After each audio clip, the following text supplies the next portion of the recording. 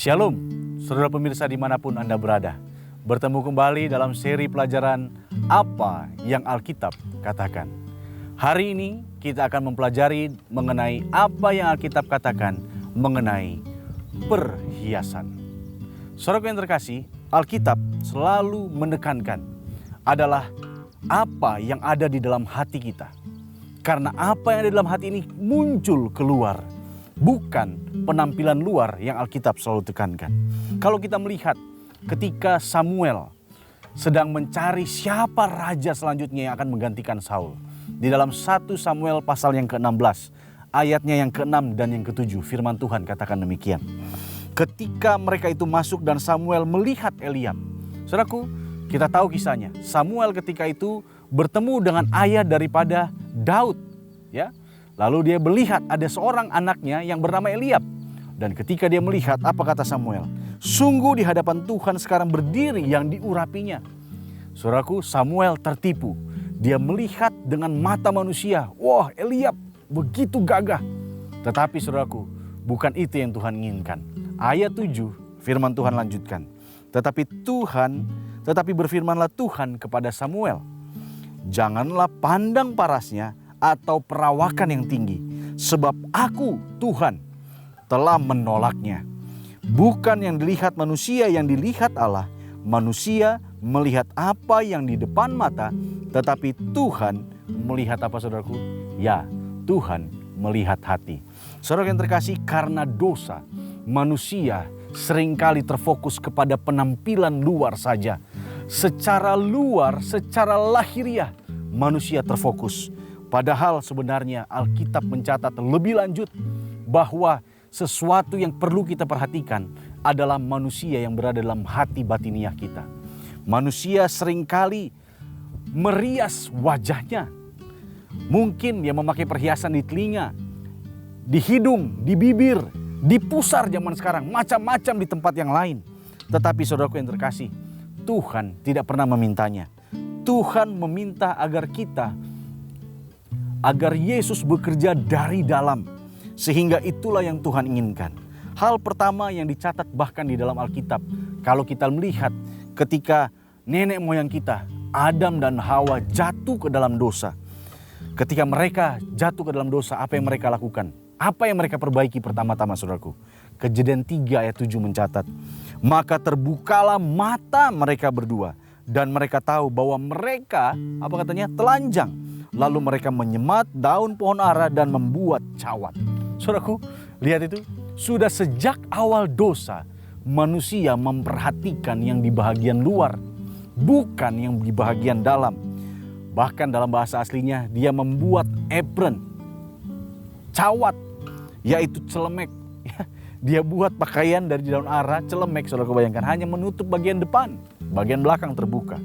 Itulah manusia. Manusia hanya selalu melihat apa yang di depan mata. Tetapi Tuhan menggantikannya. Tuhan tidak berkenan dengan daun ara. Tetapi Tuhan gantikan dengan kulit domba pada waktu itu. Yang menggambarkan Kristus mati.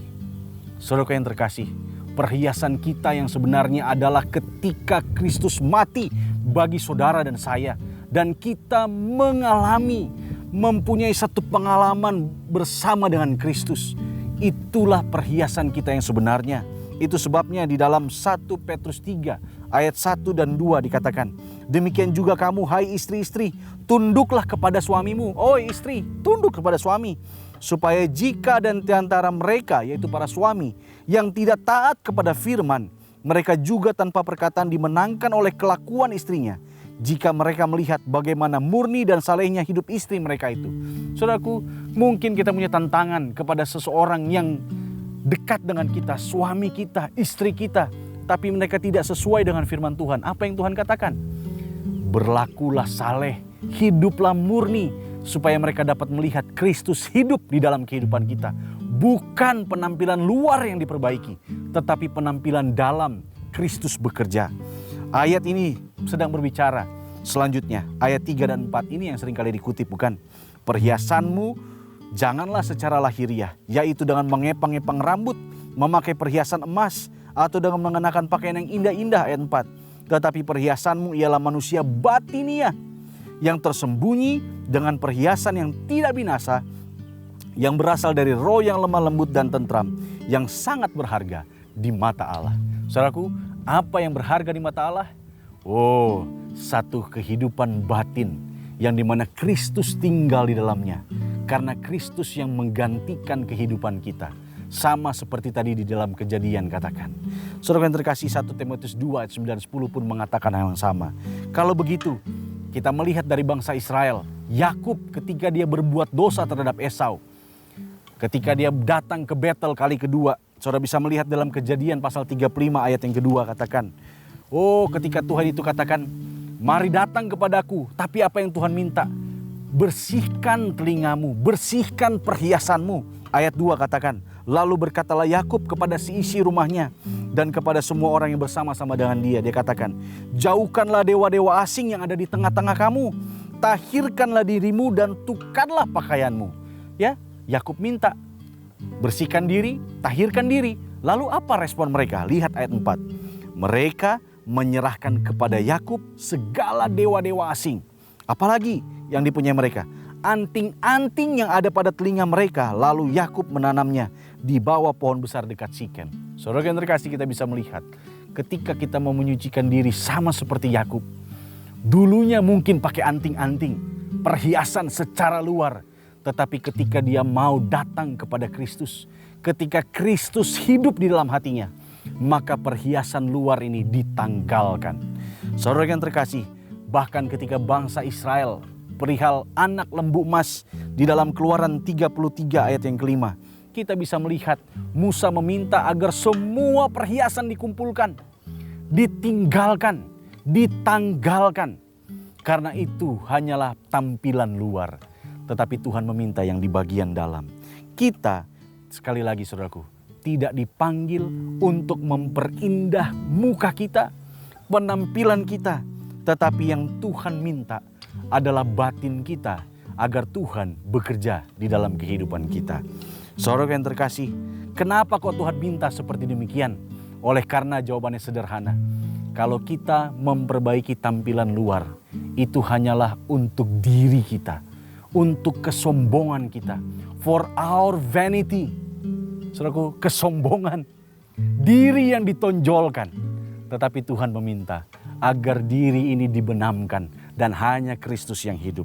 Itu sebabnya yang terakhir, di dalam buku Wahyu kita pun bisa mendapati Wahyu pasal 12 dan Wahyu pasal 17. Ada dua gambaran wanita yang begitu jelas bisa kita lihat. Satu wanita yang sungguh mulia, yang berselubung dengan pelangi, mahkota ada 12 bintang dan berdiri di atas bulan. Wahyu pasal 12 menggambarkan gereja yang benar. Gereja yang palsu dalam pasal 17. Katakan apa ayat yang keempat? Oh, perempuan itu memakai kain ungu, kain kermizi, dihiasi dengan emas, permata dan mutiara. Kita tahu itu adalah gereja yang palsu. Pertanyaannya sekarang saudaraku, apa perhiasan kita? Perhiasan luarkah? Atau perhiasan batinia? Saudara yang terkasih, saya berdoa hari ini agar kita memiliki Tuhan dan Tuhan bekerja dalam kehidupan kita. Kita mengizinkan Dia untuk mengerjakan perhiasan batinia itu. 1 Petrus 3 dan 1 Timotius 2 tadi. Tuhan kiranya memberkati saudara untuk memiliki perhiasan yang benar di hadapan Tuhan. Amin.